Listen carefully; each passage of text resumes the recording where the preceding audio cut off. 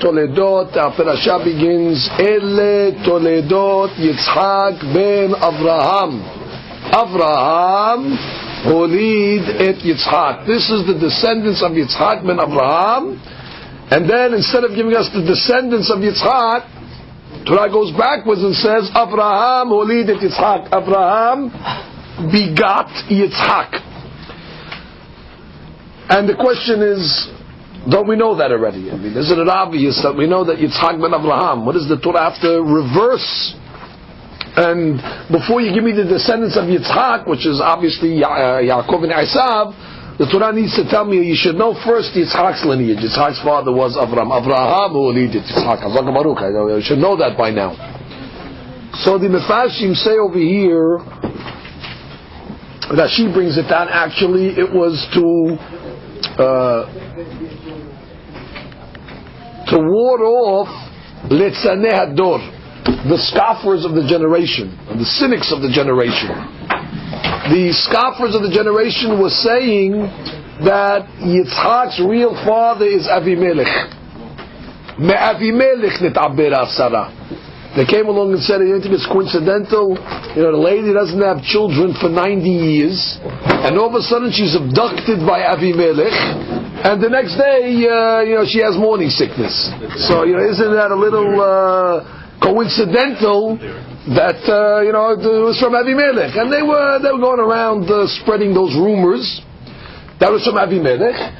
So Borei Olam, in order to dispel, to dispel the rumor, Borei Olam made Yitzhak look like a spinning image of his father, and therefore no question. You saw it in his face, this is Avraham's son.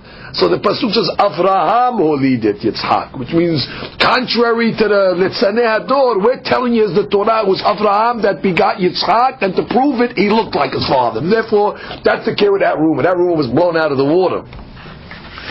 Now, you ask yourself a question, does God really need to dispel this rumor? There's certain rumors that have legs. There are other rumors that have no legs. This is a rumor that has no legs, even though it sounds like it does at first glance, but it really doesn't, because if you think about it, it wasn't Avraham that was the barren one in this relationship. Avraham was able to have children. You see, he had children from Hagar. It was Sarah that the one that was barren. And therefore, just because she went with Abimelech is assuming as if Avraham couldn't bore the children, but Abimelech was able. It was Sarah's problem. She was the one that was infertile. She was the one that couldn't have the children. So therefore you have no basis to say it was from Abimelech more than it was from Avraham, which means it was her issue. So pay no attention to what that is. Who cares what the Tzim say? What do you care what they say? God has to go now create a miracle that Yitzhak Abinu is going to look exactly like his father, so it's clear and evident. Pay no attention to the cynics. What is God dealing with them even? I say, you speak, say your piece. Nobody's accepting it anyway. Everybody knows the veracity of Avraham Abinu. Everybody knows his sitkut. Everybody knows the veracity of Sarah Imenu. What is God going out his way? And the explanation is as follows. You're right. In that generation, it might have been obvious that Abraham is the father of Yitzhak. But if you don't squelch the rumors just have a way of resurfacing at a later generation. Which means God's concerned that 10 generations later, somebody might come along and say, I remember 100 years ago there was talk, Avimelech, Abraham. Now already there's going to be questions on the lineage of Klal Yisrael, which means that's not a small question. Now already it's called in Hebrew Pegam Mishpacha. Already they're going to put a blemish or a tarnish on our family lineage.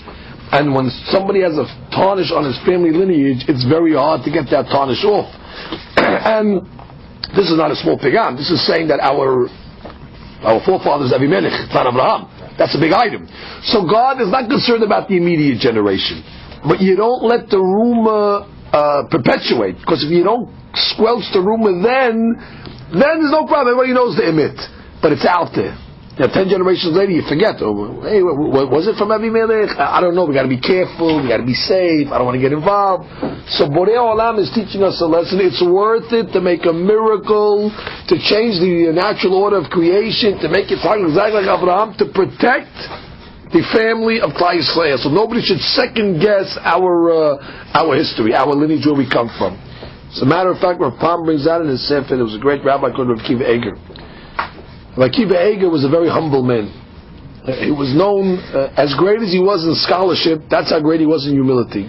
Even if you see the way he writes in his Sefarim, with such a modest pen, anytime he leaves a question in abeyance, so he doesn't know the answer, he writes, Vashem Ya'ir et Einai, God should enlighten my eyes. He was writing a very, totally effaced manner. I tell a story once from Kiva Eger and his colleague, Rabbi Yaakov Lieberbaum, the Gaon Melissa. They were on a coach together, horses that were going to a certain town. So Kiva Eger said, for sure, all the people in the town are going to come out to greet my colleague. So he snuck out of the coach and went in front of the coach and also, to give kavod to the Gaon Melissa. The Gaon Melissa said to himself, for sure all these people are coming to see Kiva Eger. So he snuck out of the coach and he also stood in front. So they say the story was, both the rabbis and all the Kahal are dancing in front of an empty coach. No rabbis, but filled with humility. So that was Rabbi Kiva Eger. He was a man of total humility. They say he never looked in the mirror. He wasn't, into the vein and all that stuff. So one time he was walking by the river, and he saw something, and he got shocked. So they told him, "What did you see?" He says, "I just saw an angel."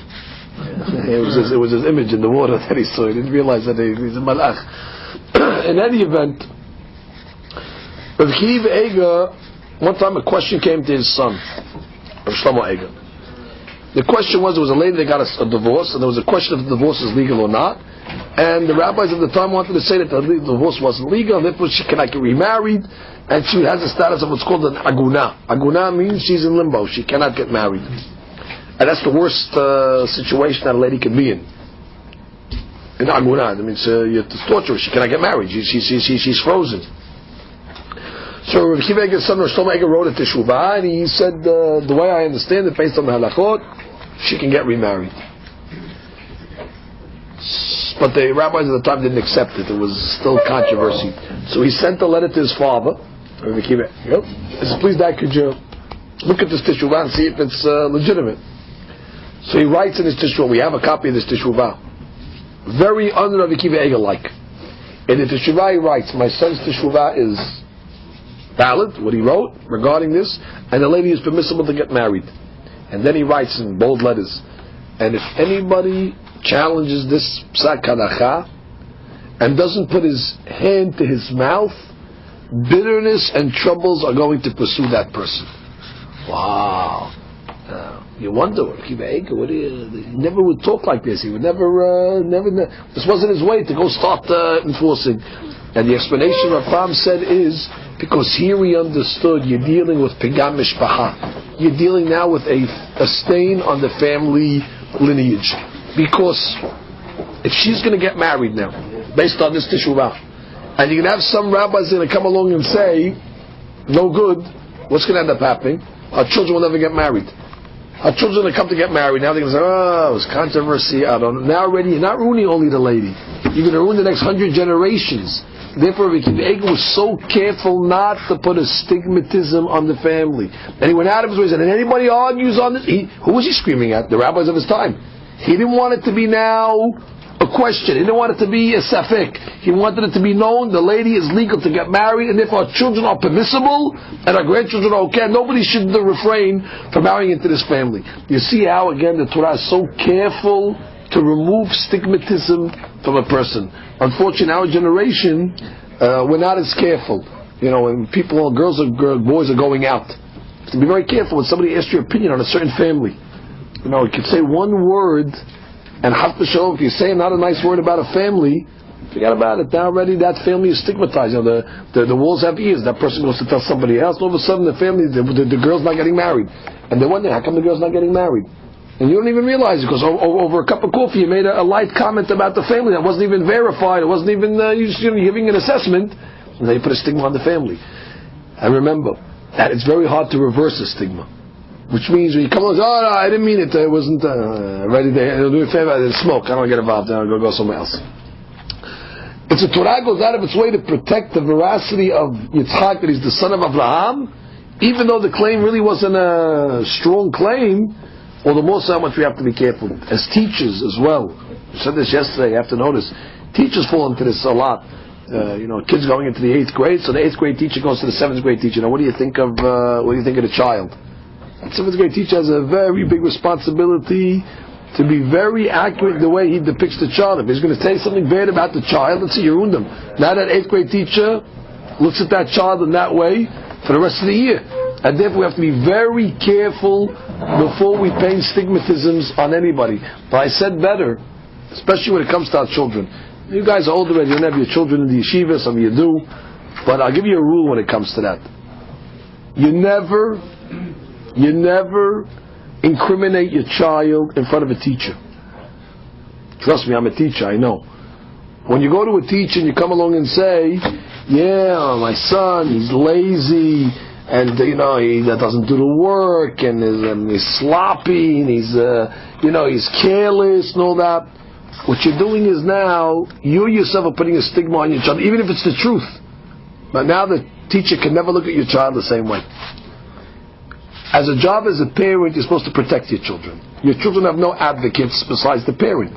Now that doesn't mean you should be in denial to any problems that they have. But to go along and offer information, which means a teacher calls me up, Rabbi, your son did this, thank you. I don't add more information. He's like that at home also. His brother Judah's also the same way. Oh, now already I incriminated. Now what do they say? Oh, I was right.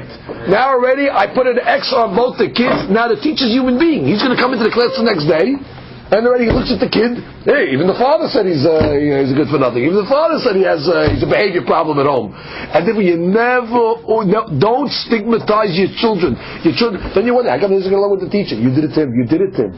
Always when you go to parent-teacher, you only say positive things. I'll tell you a story of a guy I told this advice to.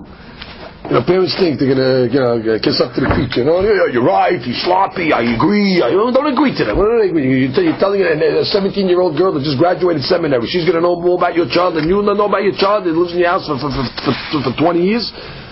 So now, I told him this rule. He went up to the yeshiva for something to do with his kid. He had a girl in the yeshiva. Nothing. He went up there because they wanted to talk to him about something in the community. But he happened to go up to the school. So he said, I took that advantage during the conversation to say, you know what? My daughter, she's very organized, and she's very meticulous, and her room is neat. He just started talking about his daughter in a positive light. And the teachers were looking, really? Wow, we didn't know that, really. The girl came home the next day from school and said, what happened? All of a sudden they noticed me. They asked me to go to the office, organize the secretary's desk. They asked me to go, to do the book room, to do the thing where they didn't even give which means because the parents, their obligation is to portray. Every child has good traits, by the way. There's no child, okay, the biggest bum, he has good traits. It's the job of the parent to accentuate to a teacher the good traits of the child. And as a human being, so now that's what's programmed in his brain. The teacher says, okay, yes, I know about this. This is the organized one over there. Good. So now already he looks at him in a positive light.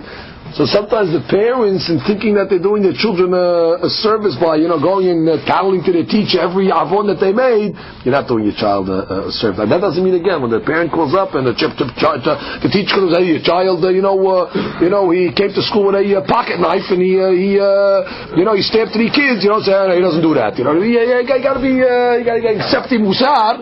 You gotta accept the musar, but not, don't make. You don't say, and he also has a rifle under his bed. You don't add that.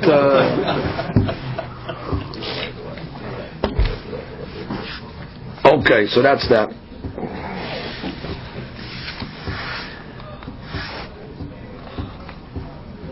Our parasha is the only parasha in the Torah that has the names of Abraham, Yitzhak, and Yaakov mentioned in one parasha. Last week's parasha had Abraham and Yitzhak mentioned, but Yaakov wasn't born. This week's parasha is the only parasha in the whole Torah where you have the names Abraham, Yitzhak, and Yaakov. And Rabbi tells us, and it's a simple calculation, that Abraham, Yitzhak, and Yaakov lived in the world together for 15 years. There was 15 years of universe where all three lived together simultaneously. Because Abraham Avinu died when Yaakov was 15. So therefore, you had Abraham, Isaac, and Yaakov living together. And he says, my tradition is that they lived for 15 years together, and they learned together for 15 hours a day. And then he writes that I found the Kitab Yad, an old manuscript, and because of that manuscript, he says, I retract from my statement. It wasn't 15 hours a day, they learned 24 hours a day. I don't know what that means exactly, they learn 24 hours a day. How do you learn 24 hours a day? When you're sleeping, when you're up? Well, that's what he says. He says, I made a mistake, it was 24 hours. Okay, whatever that means. Which is a tremendous thing if you're just trying to give yourself an imaginary image. You're walking into the tents of the Avot. Imagine you see sitting at the table Abraham, Yitzhak, and Yaakov. They have a father, a son, and a grandson all sitting around the table, all involved in studying Torah. It's something, it's magical. And one rabbi said, that's why the parasha is called Parashat Toledot. The word Toledot is a funny name for the parasha. The descendants. Well, because Yaakov and Esav were born, I mean, what's the descendants of what? Because last week's parasha, 2 weeks ago, when Yitzhak was born, it's also the descendants. How can you not call that parashat Toledot? What's the word Toledot got to do with the parasha, really? Many children were born. Called Parashat Bereshit, Toledot. Didn't Adam have Cain and Abel? That parasha? It's also Toledot. Go Parashat Noah. Didn't Noah have 3 children? Shem, Ham, and Yafet? It's also Toledot. You can call any parasha the Torah Toledot if you're going to look at it that way. Every parasha somebody was born. Go Parashat Shemot. Moshe Rabbeinu was born. Toledot. So I saw an explanation like this. Hakamim tell us a principle. Any family that can boast 3 generations of Torah, guaranteed Torah will never leave that family. The Pasuk writes,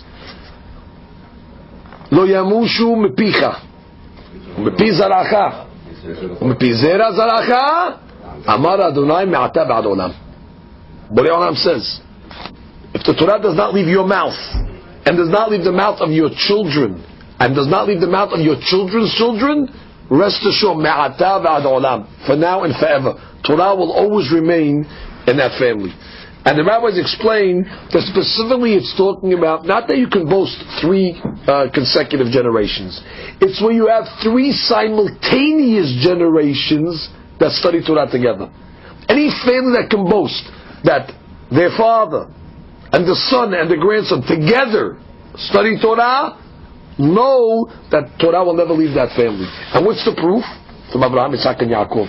And they say, if there's Torah today in Klal Yisrael, it's only because of those 15 years. When Abraham, Yitzhak, and Yaakov studied together, you had 3 simultaneous generations learning Torah together, so that already caused that the Torah will not leave their descendants. Now that's on a general sense, but it can be on a personal sense as well. And therefore, which is any family that can boast 3 generations, and Baruch Hashem, many members of our community are able to boast that. You sit at your table on Friday night, we sit with our grandfather, and you have his son, and you have the grandson.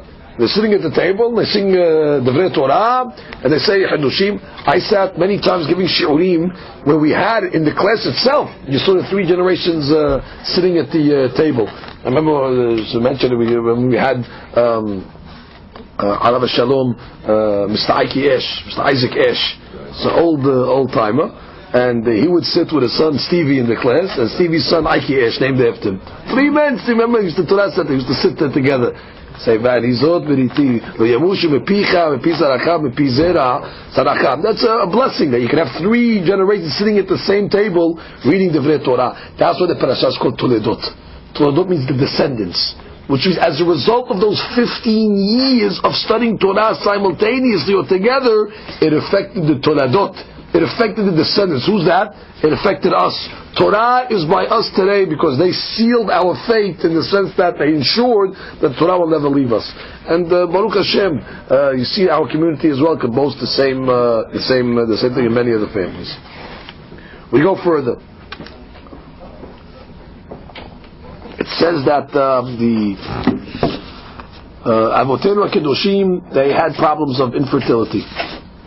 Abraham had a problem, Yitzhak had a problem, Yaakov had a problem, When we talk about problems of infertility, we think it's a new modern dilemma. It seems that infertility is in the genes of Klal Yisrael. You know that every one of our fathers and mothers suffered from this issue. Some longer than others. Abraham and Sarah 190 years collectively. Rivka 20 years, and Yaakov and Rachel as well. And the Gemara asks the question: why were they akurot? Why was it necessary for them to be barren? Why couldn't God give them children? And it's important to note that's the only fertility issues you see in the Torah. Everybody else is having children when they want, like guppies. And all of a sudden it comes to Abraham, Isaac, and Yaakov, and they got to struggle to eke out, one son. So what's going on over here? Why is it like that? So the Gemara seemingly gives, you forgive the language, but it seems like a sadistic answer. The Gemara says because God loves the prayers of the tzaddikim. Wow. So God, because He loves the prayers of the tzaddikim, so He suffers, He gives them agony and trouble. But for God's pleasure, I love their prayers, so let them suffer, so don't pray to me. I'm enjoying myself, I'm eating up all these prayers, they're delicious, and what are you doing? It says, they have to suffer their fate. That's a hard understanding, that you put the person, God is the Rahman, God is compassionate, God is merciful. So Rabbi, in one of his essays, he writes that first of all, you have to understand what does it mean, the tefillah of the avot. We cannot understand the tefillah of the avot. We have a hard time understanding somebody that prays in Amidah more than 3.5 minutes already. We have a hard time calibrating it in our brain. What is he doing for 3.5 minutes in Amidah? Our tefillah is 35 minutes, 40 minutes, and that's the maximum.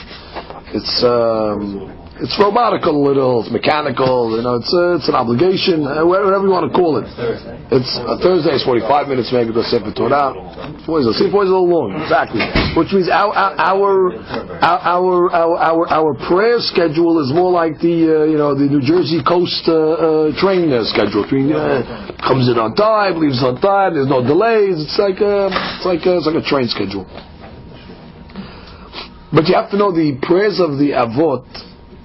It was a different madrega. It was what the Gemara says. The early Hasidim used to pray for 3 hours.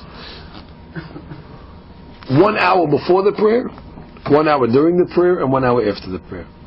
And the Mefarshim you say, what was this 1 hour preparation? It was a preparation what they call hitpashtut guf. Pashtuta guf means they somehow through meditation were able to remove the neshama, so to speak, from the body, like an out-of-body experience of some sort, where they were able to separate all the physical, materialistic, and all the mundane, where the neshama now was just, standing alone, so to speak. And then, once they reached that point, they were able to connect to Shekhinah during the Amidah, and it was a tremendous bond, the tefillah. It was an experience of spiritual ecstasy. And then, it took him an hour to land, which means now you end the Amidah, you're at the moon. So you can't just give me a coffee and two borekas. You're in the heavens. So you needed to come back down into the atmosphere to land. So that took 3 hours, because they prayed 9 hours a day. To the extent that Gemara says 9 hours a day. When did they learn? When did they work? Gemara said there was beracha. They were able to learn a little, but they remembered their learning. They were able to work a little. They made a lot of money during the little time that they worked.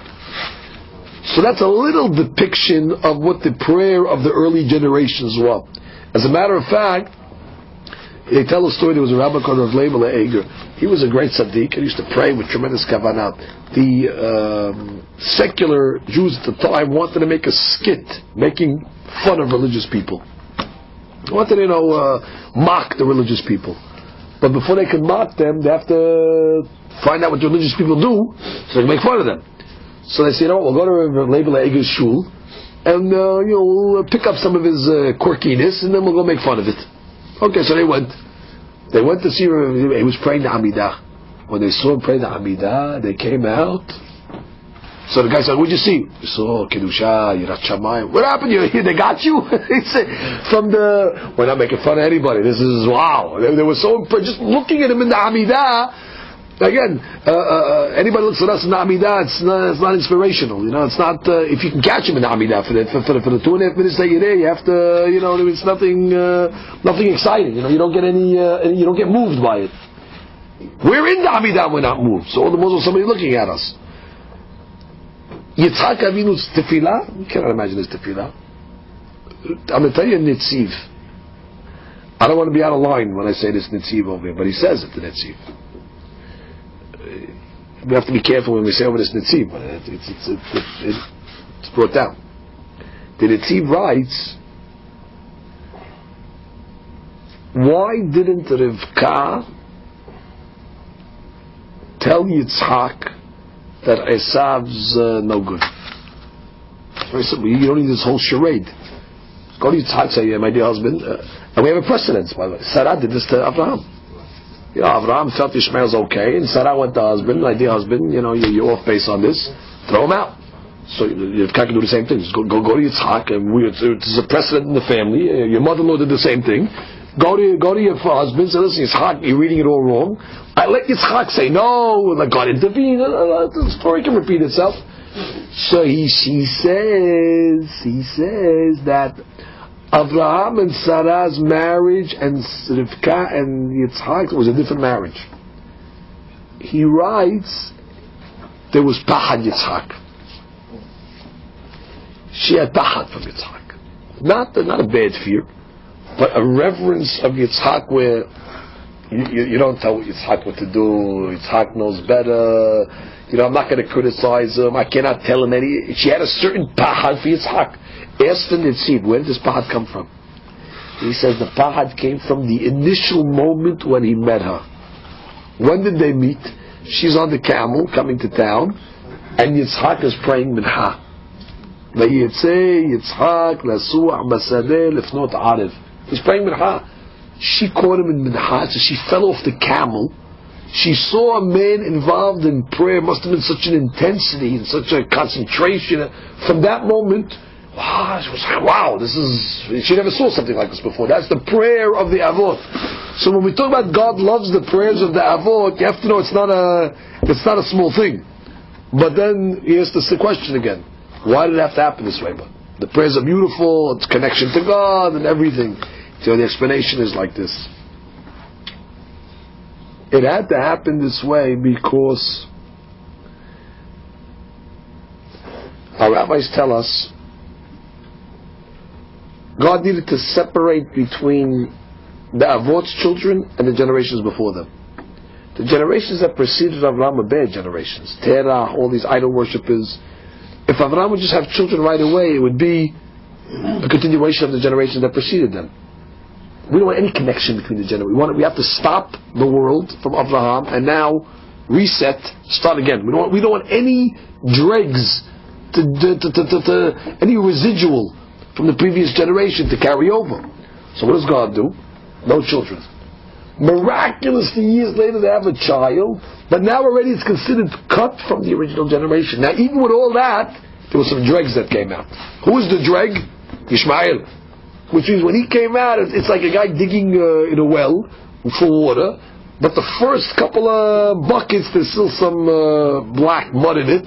And finally, after you clean it out, then already it's pure. So Ishmael still had some of the grime. Okay, he's out. Now Yitzhak comes along. So remember, purifying.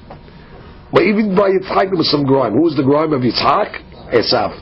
Yaakov's good. Why Yaakov already, the well was producing clean water already. That's why all Yaakov's children, they're all tzaddikim. But it had to come that way where so to see, even with the break, there was still some residual. Because imagine if there was no break, it would have been it would have just been all messed up. But Rabbi goes a step further and says, you know why God loves the prayers of the tzaddikim? Of course he can do without them. But he loves the prayers of the tzaddikim for what it does for their children. Which means, it's not a coincidence that Yitzhak became Yitzhak Avinu. So how do you become Yitzhak Avinu? I'll try to tell you how you become Yitzhak Avinu. When your parents are praying for this child for 190 years, it's no coincidence you're going to have Yitzhak Avinu. And you wonder, how did the Hail's children tzadkaniyot, and how does Abraham, Yitzchak's children as well, Yaakov. How do you have this? When you're praying for 20 years for children, and that's the only thing you're praying for, so it's going to affect the children. The Torah's lesson is, with all the parenting technique, and all the seminars, and all the books, and all the lecturers, and all the psychology, and all the therapy, beautiful. But if you're not going to pray for the success of your children, it doesn't go. Which means a guy can have every parenting skill. He can have initials before his name, initials after his name. He can be the expert and all that. But if he doesn't pray for his children, it doesn't go. Prayer is integral. You shouldn't just rely on your knack. You shouldn't rely just on your know-how. When you come into the subject of parenting, it's an obligation. And just like we said, it's an obligation not to put a stigma to your children. You're putting your children at a great advantage when you pray for them. And that's what the Torah is telling us. The Avot had one thing in common. God says, I don't need your prayers. I can do without your prayers. But I love the prayers of the Tzaddikim, because such an intense prayer, look what it's going to do to the kid. The child's going to come out so superior as a result of it. That was the common denominator in all the Avot. That's why there is a prayer that we say every day in the Tefillah. It's neglected. It's a one-liner, but it's worthy to focus on. And that's in the Ubal Sion. Towards the end, we ask God, Lo nigal arik velo niled be'ala. If you look in the text of the Sefarim, they say, pause over here, think about what you're saying. Lo nigal arik, we're asking God, please God, we should not toil in vain. Meaning all our efforts in raising our children should not be for naught. We shouldn't put all this effort and then we get a bum crop. Lo nigal arik. We shouldn't have our offspring the be'ala that should just go off the path to confusion. We're asking God, please, our children should be set on the straight path. As a matter of fact, one of the highlights when we go to Eretz Yisrael from time to time is we go to the different holy places and we pray. And I thought to myself, if you look at the prayers in most of the books, what are you praying for? You're praying for your children. And I said, what a great investment it is from time to time to go to Eretz Yisrael, to go and make a few days where you just dedicate from one kever to another kever to another kever and just pray for the success of your children. They're better off because of that. They're much better off because of that. Going to the rabbis, getting berakot for your children. It's no coincidence. The people that prayed for their children, the children came out different. They came out better. But those that were too busy praying about their personal, not praying at all, it comes out. It manifests in the child. I was with the chief rabbi a few weeks ago, and we made Havdalah together. He made Havdalah, and when you get to the part, Hatzlihainu. So Hatzlihainu, Hatzlihainu. So everybody likes to throw in their own Hatzlihainus. This guy is worried about the soldiers. This guy's worried about the rabbi. If he's a Hazan, he's worried about himself. So everybody has their Hatzlihainus. So the rabbi, he just said a few of them. He said Hatzlihainu, Hatzliach derachenu, Hatzliach mazalenu, Hatzliach chinuch yeladenu. So I thought it was very telling. And all the Hatzliachs, we should have a successful week, we should have successful mazal, and we should succeed at raising our children. And I pointed that out to a few people. Did you pick that up over there? That shows you how integral it is, and how much it's the priority of the parent. That so long as you're a parent, you have to make sure that the children are being prayed for. One rabbi said, there's two ingredients for normal, good children. Two ingredients. He said 50% prayer and 50% shalom bayit. That's that. When you make apple pie, they tell you there's ingredients. You need some apples. You need something. So they tell you, good children. You need domestic tranquility between the parents. When the children, it's somehow when they see that parents have love between them and a respect between them and a proper dedication, it gives the children a certain stability, a certain confidence. They feel a certain, they feel good. It just gives them a security. However you want to explain it. That's what we say. Shalom bayit is integral. So know that when we're having strife in our marriages, the casualty is the children. The parents eventually will reconcile, they'll get over it, they'll make up and all that. But in the interim, the children are already collaterally damaged as a result of it. 50% prayer, 50% shalom bayit. You have to remember that rule as well. And that's why God made the avot pray for their children. He was doing it for their benefit. So Yitzchak Avinu is not a result of a 9-month pregnancy or whatever, 6-month pregnancy. He's a result of a 190-year effort, 190-year collective effort. So you can have Yitzchak Avinu. You wonder, how did he climb on the Mizbeach? You wonder, where do you get this from? Where do you get this? He was 37 years old. Where do you get such a madrega? So again, it wasn't a 6-month. It wasn't a 6-month situation. It was a 190-year collective. We are praying. And you got Yitzchak. Same thing without children, but not this year. We go further. Yaakov Avinu hears about the death of his grandfather. Torah says he's making the lentil soup. Vayazed Yaakov Nazid. He's making the lentil soup. So I saw a question: who usually makes the lentil soup?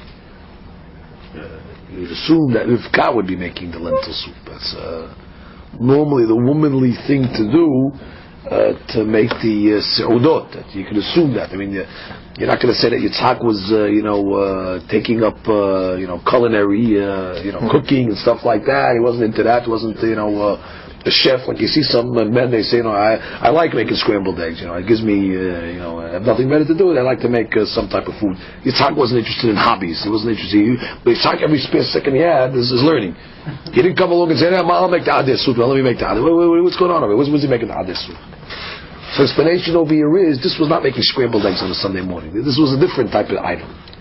This is making the lentil soup, which represents the nature of life, the cyclical nature of life. That's why we give lentils to the mourners, because a lentil is round.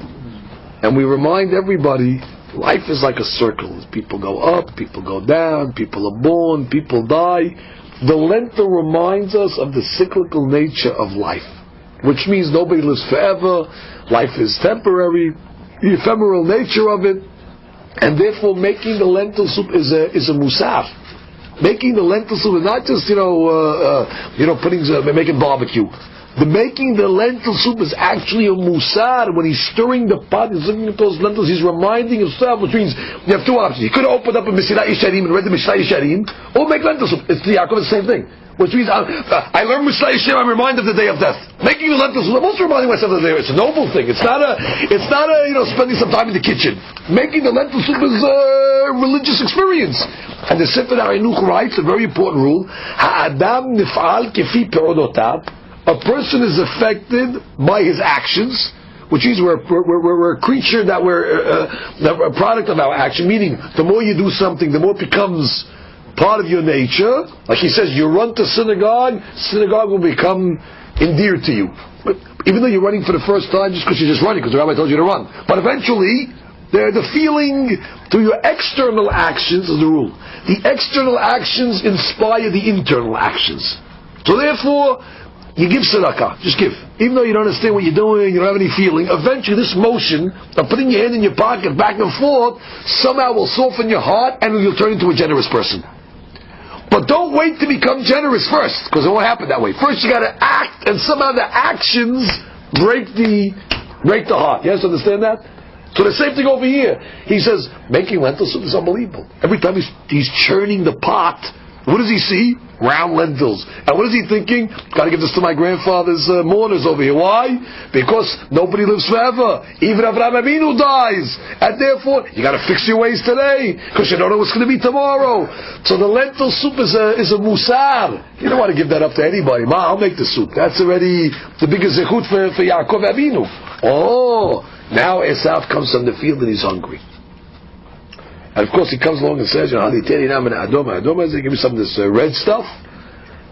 And Yaakov Avinu makes the deal with him. Of course, sell me the bechorah. What do I need a bechorah for? What am I going to do with a bechorah? I can't eat a bechorah. What are you going to do? Have bechorah soup? You can't eat it.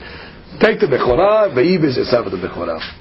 But the language Yaakov Avinu tells Esav is, Michra chayom et bechorat echadi. Sell me like today. Sell me like today. Sell me today. By the way, you don't need the word today in the whole sentence, by the way. Sell me. I'm talking to you now. Sell me your birthright. It's an option? 10 years? I want to buy today. What does he even have to say the word? Michra kayom. Now, if he was going to say it, he should say hayom. I don't think you have to say it at all. But if you're going to say it the right way. What is Michra Kayom? So I saw a wonderful explanation, saw a wonderful insight. It's like this. Sell me your birthright based on your interpretation, the way you understand Hayom. Which means like this. Yaakov and Esav both had variant interpretations of what does Hayom mean. For Yaakov, you know what Hayom means?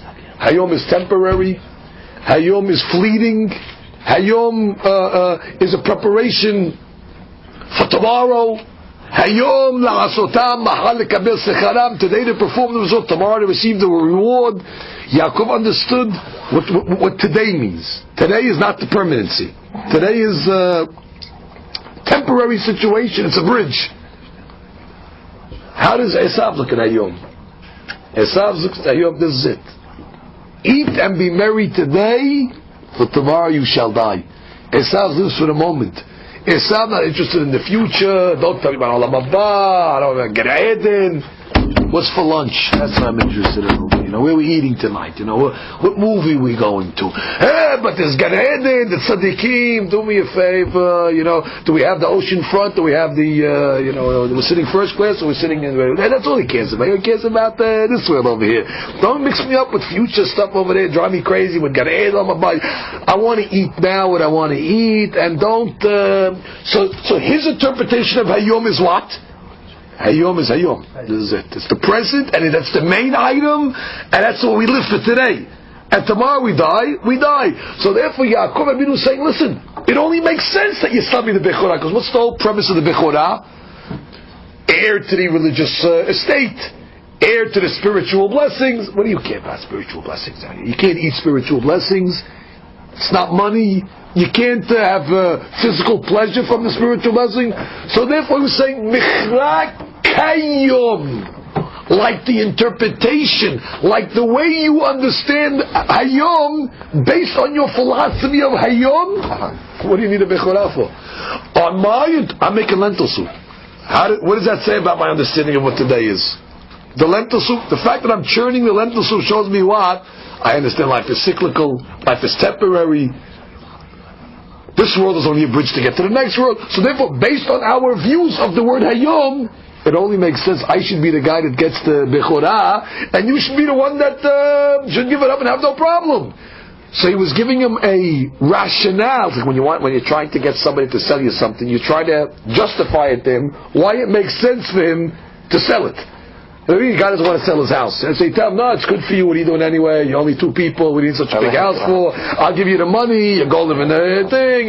Just go. You go to Florida. You try to explain to them why it's not for you. That's what salesman, yeah? So Yaakov is doing the same thing. He wants Yaakov to sell the Bechorah. He says, listen, for you the Bechorah has no value. Because the Bechorah is a future item. It's an item that, Olam Haba. You're interested in Olam Haba? Kayom, your definition of Hayom. You don't live for the, you live for the day. So God lives for the day. It's like the guy I told you was on a plane once, and the plane started to shake, like a lulav, up and down like that. So the turbulence, I put on your seatbelts, all that stuff, and it was scary. Even the stewardess had to sit down. So now the guy's very nervous. So he takes out his Tehillim book. He's praying. He's scared. He doesn't want the plane to drop. So the guy next to him is pushing the stewardess by. He's pushing. So the stewardess thinks he's in sakana, because everybody's nervous. The stewardess runs to the seat. Everything okay? He says, "Give me a Johnny Walker double." So she says, "Okay." When he comes back, so the guy says, "Thank you. You're doing a Johnny Walker double." And the thing plane's crashing. He says, "This might be the last drink I ever have," which means, wasn't it? In a couple of minutes, I'm going to be in the Black Sea. I want to have one more drink. Tomorrow I'm going to die. I want to enjoy the last minute. So look at the difference over here. He's living for the drink, and this one's reading Tehillim. He knows that there's a future. Gan Eden, Hatat Habiti Pashati, has a day of reckoning. All depends on the definition of Hayom. What are you living for? The joke in the other religions, it shows you it's the farce. You talk about Muslims and things like that. The Muslims here, everybody's okay. Somebody to explode themselves after this hadush over here. So the explanation there was two Arab ladies. They were looking at the photo albums of their children. So one of the Arab ladies tells the other lady, "Wow, how quickly they blow up."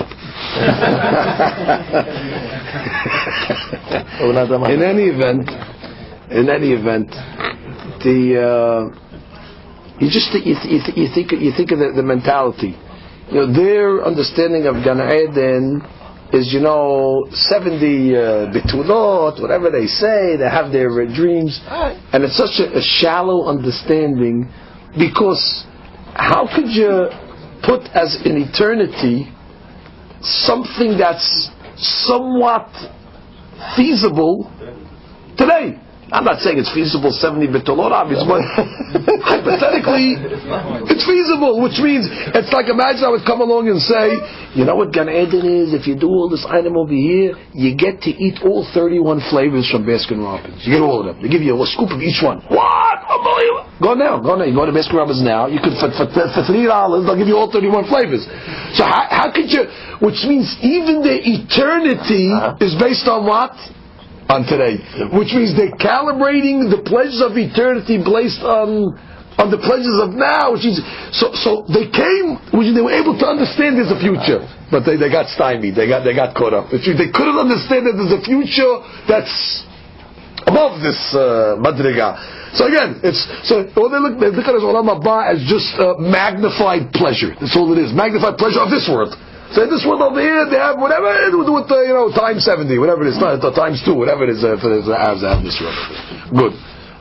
We go a little further. That's why he made the lentils. So say one more idea.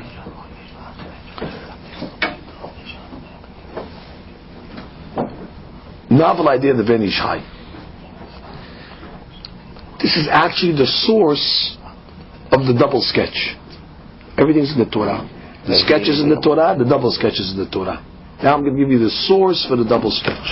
Double sketch for the Torah minayin from this Hiddush. Ben Ish Hai has obvious questions. The Beit HaLevi also says this. Beit HaLevi. Yaakov comes into his father with the whole blessings. Tomorrow night, B'ezrat Hashem will go in depth to explain the whole debacle with the blessings. That has to be explained. Every year we have to re-explain it because there's so much misinterpretation that we just have to keep on pounding away at what happened. The one insight the Ben Ish Hai says, Yaakov comes in and he's hairy because he puts on the clothes. So Yaakov, his father feels the arms, he hears his voice, he says, call Yaakov. Vayadayim yedei Esav, vaybarechu. How did he bless him? Yitzhak himself is admitting, I'm confused. He sounds like Yaakov. He feels like Esav. So the Ben Ish Hai says, what happened to the rule of Safek Berachot Lehakev? You don't know if you're supposed to make a blessing or not. You don't bless. You know what Yitzhak is supposed to say? Hold it. You know what? Can somebody come in here and identify who's this guy over here? I'm blind. I can't see anything. What are you doing? You're admittedly saying he sounds like Yaakov. He feels like you know what? Baruch. So he says like this, Esav is a trickster. Now, nobody knows tricks better than the trickster, meaning nobody can anticipate being duped more than the trick, because he knows the mentality. See, he himself would do it, so therefore he always thinks somebody else is going to do it to him. So therefore the trickster is always on guard that he doesn't get sketched. So what does he do? He goes to Yitzhak. Esav, your dad, listen, I know now is a very critical moment in history with Berachot and all that, but I'm worried that my brother Yaakov might, he knew he sold him the first right. He knew he sold him the firstborn. He knew he was in the wrong. So he was worried that Yaakov is going to claim his claim. So he says, listen, he's figuring it out, Esav. He's a methodical guy. He says, listen, if Yaakov's going to come in to steal the blessings, he's got two problems. Number one, he doesn't feel like me, and number one, doesn't sound like me. So for him to pull off the sketch, he's going to probably put on some hairy clothes, which is doable, not a problem. And he's going to probably, impersonate my voice, because if he wants to succeed, there's no way he's coming in talking in his voice. That'll give away the whole thing. So Esav tells Yitzhak, listen, in order to thwart Yaakov's plan, I'm going to come in and I'm going to talk in Yaakov's voice. So therefore you'll know that that's me over there. So he comes in, Yaakov, this is where the double sketch comes in, and Yaakov Avinu, for whatever reason, doesn't change his voice. Because his mother didn't tell him to change the voice. His mother told him, this is what you do. She didn't say sketch your voice. So he comes in, he's talking like he's supposed to talk. So Yitzhak says, confirmation. Hakol called Yaakov, Yadayim Yedei Esav. This is exactly what we made up. Esav comes in and says, what happened? Says, what do you mean, what happened? Didn't we make the signs up? He says, oh, he sketched you, he double sketched you. You try to play it. If Esav would have just been straight, if Esav would have just said, I'm going to come in with my regular voice, Yitzhak would have never blessed Yaakov. Yitzhak would have came in, I call Yaakov, so, what's going on here? I'm in doubt, I don't know, hey, time out. He has 3 timeouts, call 1 timeout, then you go check what's going on over here. But because Esav figures he's going to sketch, he got double sketch.